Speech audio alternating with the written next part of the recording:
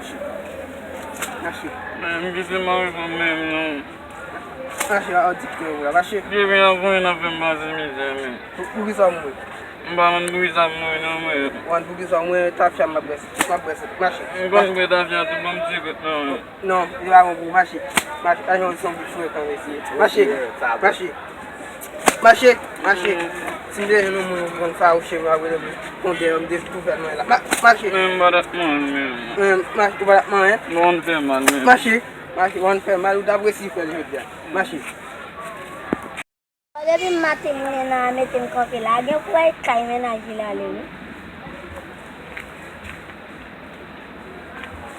Oh, sa gen asistan sa pou la. Mwen konen ou meten kope la depi mate, epi wak mande mwen sa ma fe, gen pou ay kay menaj se.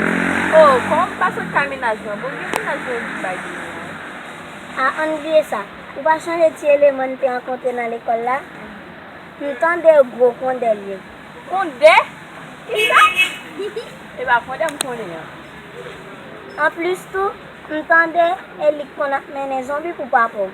E zombi papam? Papam e jabite? Oh, bo papam sot tout gran moun avek, li baka mache. Elik kon ap mene zombi papam. Papam ba jab. Ou di papo pa diap, bon tout le swa, papo a vole sou do kay moun epi l va diap. Oh, konde vole yon. Mistan, se ba e sanade pou yon. Bandat yon meten nan, yon pa vini yon. Bay sa va kon fèt nan zon nan?